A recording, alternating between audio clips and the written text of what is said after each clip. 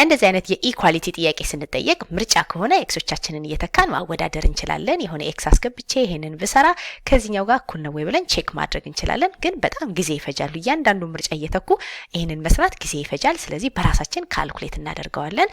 በተቻለን መጠን በግራ በኩል ያለውና በቀኝ በኩል ያለው ይሄ አንድ አይነት እንዲሆን ነው የምንፈልገው። ይሄንን ቤዝ ነው የምንለው፣ ይሄን ኤክስፖነንት ነው የምንለው። ከታች ያለውን ቤዝ ኤክስፖነንት ነው የምንለው። ስለዚህ እንደዚህ አይነት ኢኩዌሽን ሲሰጠን ቶሎ ብለን ሁለቱን ቤዛችንን ቼክ እናደርጋለን። ኦኬ ቤዛችን አንድ አይነት ነው።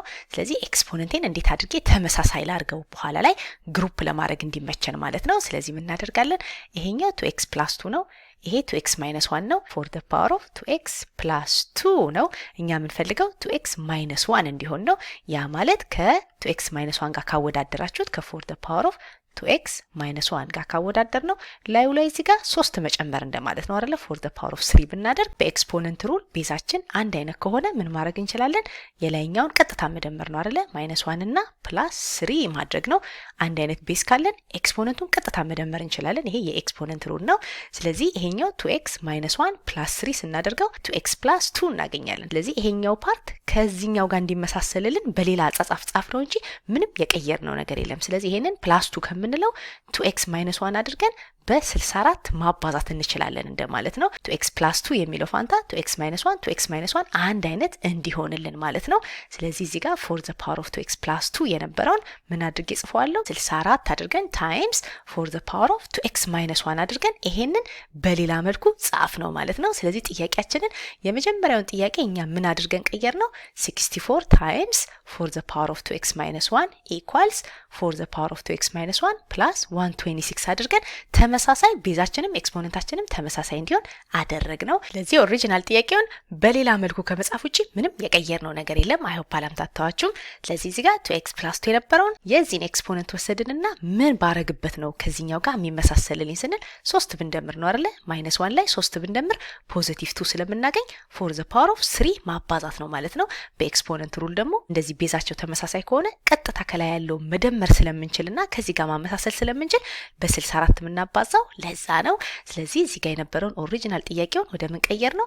በ4 the power of 3 ስላበዛ ነው 64 ታይምስ 4 the power of 2x - 1 አደረግ ነው።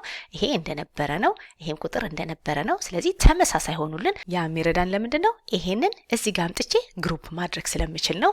ስለዚህ እዚህ ጋር 64 ታይምስ 4 the power of 2x - 1 እንዳለ ይሆንና ይሄንን ወደዚህ ወስደዋለሁ ማይነስ አድርጌ ማለት ነው በማቀናነስ እዚህ ጋር -4 the power of 2x - 1 እናደርገዋለን ኢኳልስ 126 ይሆናል። ከዛ እዚህ ጋር እንደምታዩት ይሄም አንድ አይነት ስለሆነ ለብቻው የጋራ ማውጣት እችላለሁ። ለዚህ እዚህ ጋርና ይሄኛው ተመሳሳይ ናቸው። የጋራ አድርገን እዚህ ጋር ማውጣት እንችላለን። for the power of 2x - 1ን የጋራ ስናወጣ በዚህ ሳይድ 64 ይቀረናል። 64 እንደማለት ነው። ሲቀነስ እዚህ ጋር ደግሞ ይሄንን ሙሉ ለሙሉ ስላወጣ ነው አንድ እንደማለት ነው። ስለማይጻፍ ነው እንጂ ይሄ ነገር ዞሮ ዞሮ አንድ ሲባዛ for the power of 2x - 1 እንደማለት ነው። ይሄ ደግሞ 64 ሲባዛ for the power of 2x - 1 ነው። ስለዚህ ይሄ አንድ ስለማይጻፍ ነው። ይሄንን ሁለቱ የጋራ ስናወጣ በዚህ ሳይድ 64 ይቀረናል፣ እዚህ ጋር ደግሞ አንድ ይቀረናል እንደማለት ነው። አንድ ስናደርግ እዚህ ጋር 126 ይሆናል። ለዚህ ይሄኛው for the power of 2x - 1 እንዳለ ይሆንና ከ64 ላይ አንድ ስንቀንስ 63 ይመጣል አይደል? ስለዚህ ሲባዛ 63 እናደርጋለን ኢኳልስ 126 እንደማለት ነው።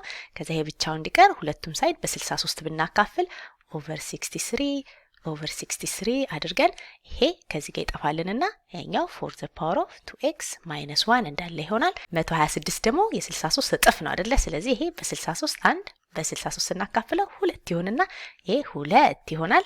ፓወራችን አንድ ነው። ብዙ ጊዜ ስለማይጻፍ ነው to the power of 1 ስለማንል ነው እንጂ አንድ እንደማለት ነው። ከዛ እዚህ ጋር ስናየው የዚህኛው ቤዝ 4 ነው፣ የዚህኛው ቤዝ 2 ነው።